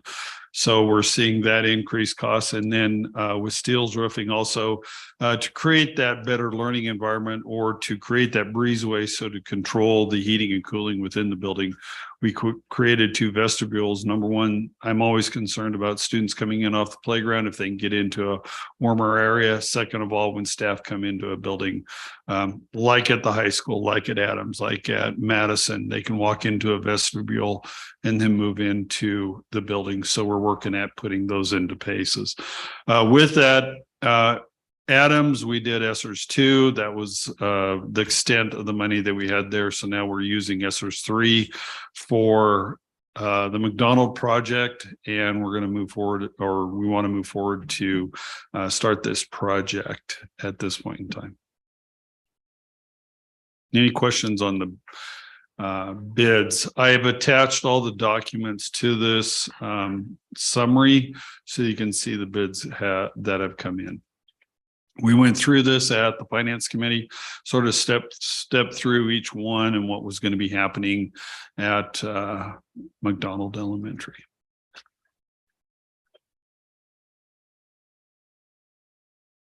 Any questions? So we're approving all of these tonight, is that, or is it just a certain? No, you'll be approving all of them. You're approving AMAX for ceiling, Ruts for controls, Larry's Glass for windows, Steele's roofing for not only vestibule but demolition. Platte Valley Electric will be obviously the electric, Charlie's North Platte Plumbing, and then AJ's to be installing the HVAC. So those are the group. Down below, I really just wanted to give you sort of a summary of the total project. We had already approved mechanical sales, and then obviously Hughley's comes in with their design costs of 181, and they'll be paid accordingly for a total amount coming out of ESSERS of $2,447,000. So within each of these areas, you know, the windows and doors, the electrical, those types of things, did we just receive one bid within each area, or? For some of them, yes, we did. So for example, ceiling, Ruts, glass, I was gonna say, and plumbing, we only received one, and they were out on the architects, I want to say architects, but the contractor's website, so everybody could get access to it. Really a positive thing, knowing that what we're doing is coming in accordingly. With Platte Valley Electric, it was bidding against Halls Electric, and those were within $3,000. So we feel like what we have proposed in the drawings really shows that our contractors that had bid competitively, that one really comes out and says that we were doing correctly what needs to be done in the building. But we had a couple of bids on installation of HVAC, and then we did have the demolition costs. We had 2 different ones also. construed, if I remember correctly, we advertise the bids like we normally do, but they also had an opportunity to do a walkthrough. Part of the Is that- requirement is that you have to do a walkthrough so that you can understand the dynamics of a school building. So at McDonald Elementary did the same thing with Adams. They have to walk through, they have to understand it, talk with the architect, making sure everything is addressed accordingly. And then bids were taken on January 31st. And they all understand our time frame and Yes, actually, if you see the days over to the side, for example, on Steele's roofing, especially on the demolition, they'll take 20 days. So they're going to get in there as soon as possible into McDonald Elementary and do the demolitions on the ceilings. Charlie's North Platte Plumbing said they'll take 80 days. Platte Valley Electric said 75 days, and that's from the end of school to the start of the school year. All of them understand that school's starting, I want to say, August 10th. But in that, the only one that will give Dr. Rhodes and myself heartache will be, AJ's just said that we will be able to open school and be prepared. But the completion will be done by October 1. So in that, that's the only one that we're going to be watching because of what we had in the past. But we do understand that was a little bit dramatically, and we want to make sure just that we're going to monitor that in conjunction with Hughley and Associates as far as getting it done and getting it taken care of. And at the moment, we don't have any real supply issue concerns or anything like that. No, not really. We did have a supply issue concern with our HVAC equipment coming in, and because all we had to do was change a unit type, but not the overall cost. We were able to do that one. That was a supply issue, but other than that, all the other ones don't see it as an issue as far as we're concerned. And that was one thing that was addressed at bid opening. So with those estimated dates, just so I make sure I'm understanding, are they contractually held to a certain number of days to complete that portion? Because I assume a lot of these build upon each other. So if somebody gets held up with 10 extra days in the beginning, then the next person. So, I mean, is there anything that we've done to ensure that happens? No, the bids do not have a penalty clause in there at this point in time, but we work with those contractors to ensure. So, for example, at the end of April, we're going to have a full contractor meeting with all of these addressing what needs to be done. Second of all, not only working with Hughley's and Associates, we're going to be on site at least 2 or 3 days a week, ensuring that they get this on task and on board. Ryan will be following up with the contractors just because of their requirement, what needs to be done. So we have found that to limit the cost of a project is we don't build in penalty costs, but we try to work cooperatively. And all of these vendors, other than Ruts and Amax, are in town. So, obviously we can work with them accordingly. Thank you.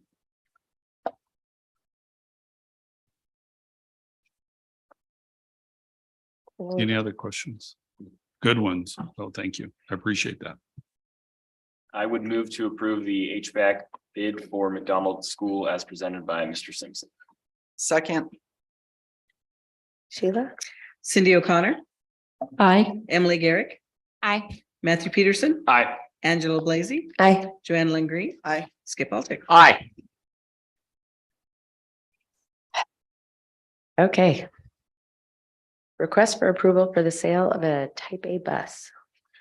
So we have 3 type A buses in our fleet. Well, we have 6, but we have 3 that have extreme mileage. Second of all, when you talk to Jimmy Rhodes and the number of students that we have in activity, whether it's basketball or wrestling or football, we're increasing our number of participants, which is good to see, but then that decreases the usage of a type A bus because that can only take 15 students at one point in time.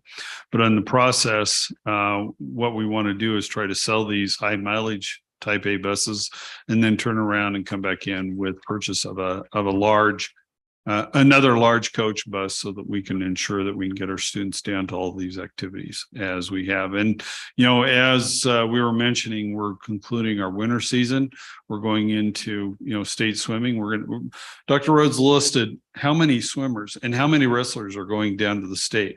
And so it's amazing the number of athletes that we have that are participating in the next level after that. So, if it's above 15, we have to take a coach bus trying to get them there to make sure that they're ready to go and to play. So no matter what, we're watching that all the time, and we're going into the bigger season where we have soccer, boys and girls. We have track, boys and girls, golf, a little bit less, but still they get the kids out. Tennis, I'm always amazed because my daughter went through girls tennis, but the number of athletes that are out to participate in girls tennis.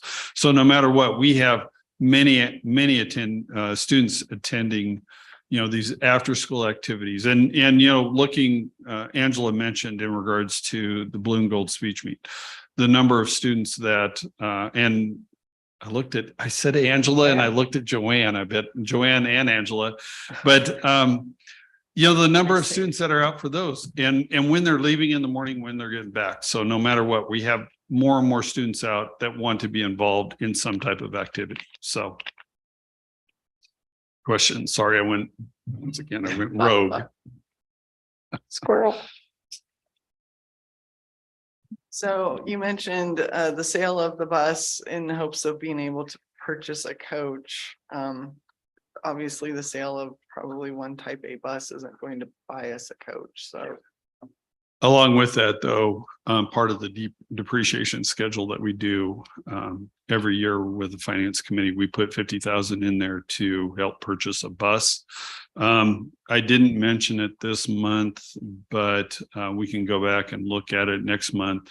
Is the amount of money that we do have in depreciation that will help us purchase a bus for our fleet. Is there a big market for these used type A buses?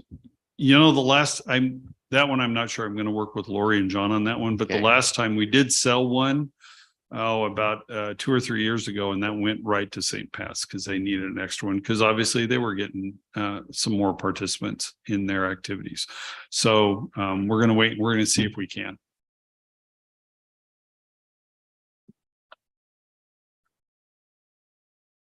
I would move to approve the sale of up to three type A buses, with funds to be placed in depreciation for future bus purchases. Second. Sheila?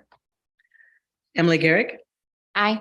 Matthew Peterson, Aye. Angela Blazy, Aye. Joanna Lynn Green, I Skip Altick, Aye. Cindy O'Connor. Aye. Okay. Get to selling. Request approval for the efforts of a committee on the American civics to meet requirements of the Nebraska statute 79 to 724. So if you remember from earlier, within that statute, we're to keep minutes from our meetings on the 2 times we meet.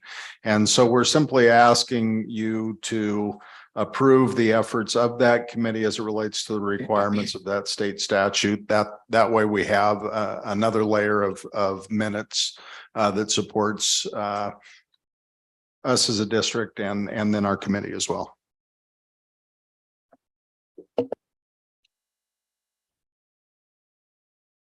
I would move to approve the updated efforts to meet the requirements of Nebraska statute 79-724 as presented. Second. Any discussion? Sheila? Matthew Peterson, Aye. Angela Blazy, Aye. Joanna Lynn Green, Aye. Skip Altick, Aye. Cindy O'Connor, Aye. Emily Garrick. Aye. Okay. Request the approval for district line of credit if needed. Mr. Simpson. I went a little bit over with it with board financial discussion, but I just really wanted to touch on one additional item. We have the cash flow graph and the cash on hand for the attachments for the board, but looking at how much taxes on an average we'll be bringing in for January, February, and March. these months. And when I say January, we collect from January 1 through January 31st, and it comes in February.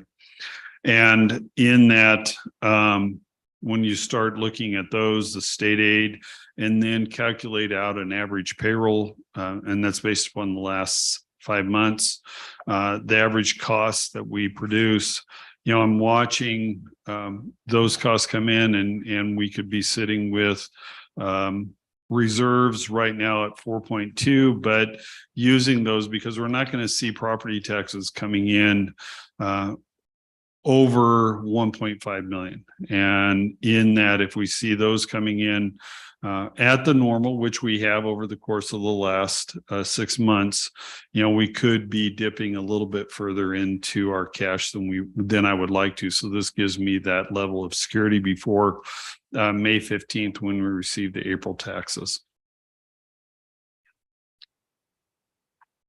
And I just want to maybe mention, I talk about the 2 grants coming in. I just looked just to be prepared. We have 500,000 sitting out on IDEA money wanting to be submitted back to us for payment. That's been sitting there for a good 3 weeks. And I don't know if it's going to be turned around in a month or 2 months. We hope as quickly as possible. That's why we put only salaries in there, so it can be a quicker turnaround than normal, but we're going to wait and see.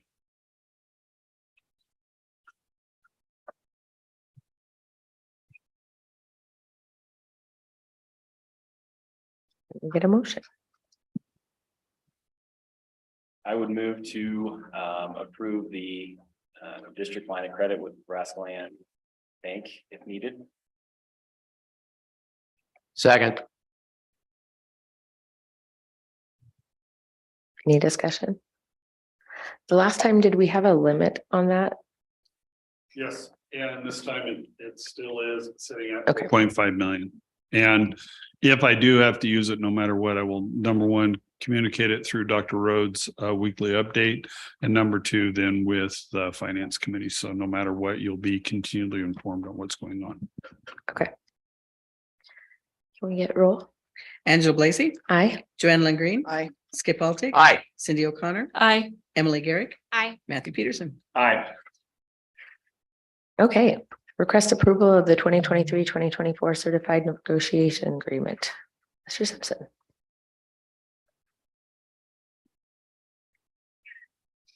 Okay. So on that agreement, I want to say, first of all, thank you to Kevin, to Skip, and Mark Nicholson was on that committee, and we were able to get this settled before the holiday break. Now, normally what happens for the process is, number one, we have to meet at least 4 times per state statute so that we can say that we've met the requirements of the law. Second of all, then working and looking at our comparability study where we have to be in conjunction with our array schools. So with that, we came in and we agreed with NPA at $950 on the base. We're adding 1 additional personal leave day, and then we're adding 2 additional sick leave days, up to 12 for the every year starting when school starts. With that, looking at that piece plus the longevity that's noted in there, will be right around a 4.5% increase for our teaching staff. So we include not only the $950 on the base, but we also include our horizontal and vertical movements, and then also our longevity. Would you like to explain the longevity? Yeah, so the teachers brought to us sort of a longevity piece. And when we were starting to talk about that, and Skip, you can, and Kevin, if you want to jump in, just, as I go through this process, but we were talking about, making sure as Kevin goes out and recruits new teachers and what they will be receiving, the concern was, we have a lot of teachers in this district that have taught for us, and we want to acknowledge them too, because they don't get that acknowledgement like our new teachers do. So we had negotiated sort of a longevity piece that after 10 years working in the district consecutively, so we got to say is that, we've had a few teachers, as Emily talked about, that have left and come back, but we want to say you got to, when you're committed to us as Kevin wants them to be, and then staying with us over a course of 10 years, they'll receive $1,000 bonus in their paycheck at the end of that contract year. Then every 5 years after that. And Kevin and Carol always put out our 5, 10, 15-year pins. So I already know that we're going to be able to have that identified pretty quickly for our teaching staff so that we can address that accordingly. So in that, we said, okay, I think we do need to acknowledge the staff members that have been with us a long time. And I can look over at Skip, and you were here 37 years. And so 36. All right. But in that, those teachers that have been with us for a long period of time, put their heart and soul into educating our students. And we just heard it today about, our student that went through there, and the commitment level and the love that they have for the, our staff, for the students, and wanting to make sure that they get that education. So no matter what, we're trying to make sure. So in that, what we're going to do is we agreed in negotiations that this first year, we're going to look at anybody over 10 years. And if Joanne has 11, we're going to acknowledge that 10-year commitment and go ahead and pay that longevity bonus for those teachers. Now, if Cindy had 14 years, she's going to get it too, but then next year she would get her 15-year one. So we wanted to acknowledge that 10-year or 15 or whatever the case may be the first time through, and then after that turn around and pay them accordingly. As Stuart said, it's a good way to reward people that have been here a while and stay committed to public schools. Plus, with the teacher shortage and everything else, it's another little incentive that we can have in our negotiated agreement that people can see this. And there are other schools in the state that are actually doing this as well. So we agreed on that. I think it's very positive. I think the whole agreement is very positive. Correct. And the negotiations were very good. We didn't have any issues. And for the state statute, now you have to start negotiations by November 1st and meet a minimum of 4 times. And then you have up until February 8th, which is passed, to either reach an agreement or say you're not reaching an agreement, or both sides agree that you will settle later on. But the window frame of that is much smaller than it ever used to be. Back in the day when I negotiated on the teacher side all those years, we did most of ours in the summer. Right. We'd start in May and finish probably like in August. So actually the time frame of this, I think, is better. Oh. Because they see, and then like with Kevin, he knows what it is, so he can be telling the teachers he's hiring, this is where you'll be on the salary schedule next year, once we have gone ahead and adopted this. And the teachers have already accepted it. We do not adopt it until the teachers have voted to accept it. So I did want to say too, I forgot to acknowledge, but Nicole Bruck, Jacqueline Mraz, Alan Furlong, David Cooper, seems like, and Lenore Weatherly. I appreciate them. We work collaboratively with them through this whole process. So thank you to them also as we went through this negotiation process. This is obviously a collective bargaining agenda item. And so if you have more specific questions, you certainly can table this item and go into executive session to look more specifically into the document and then act on it when you come out. That's certainly an option that you have as a board.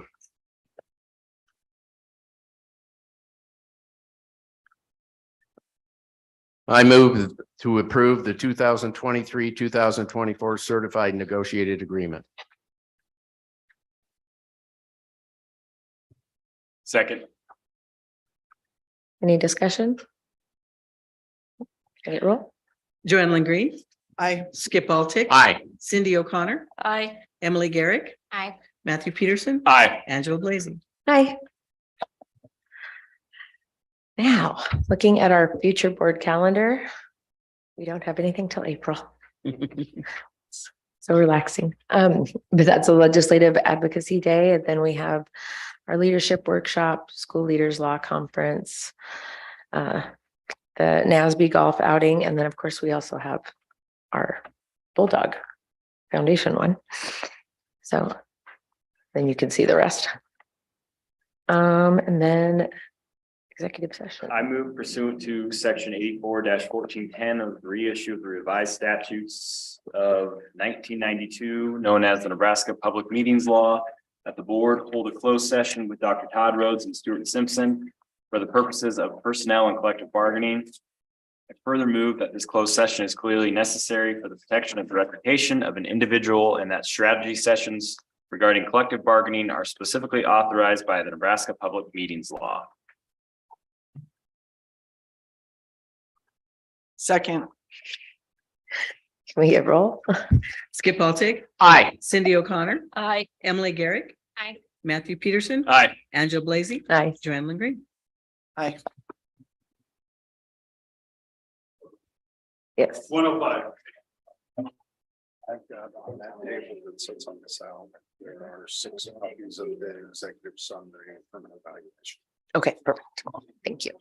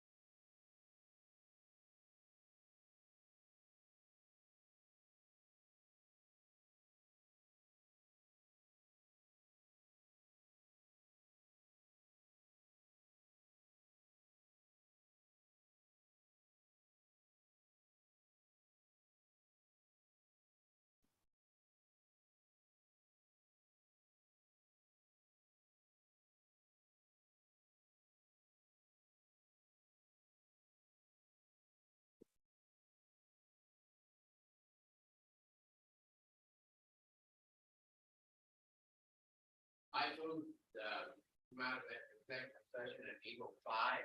I second.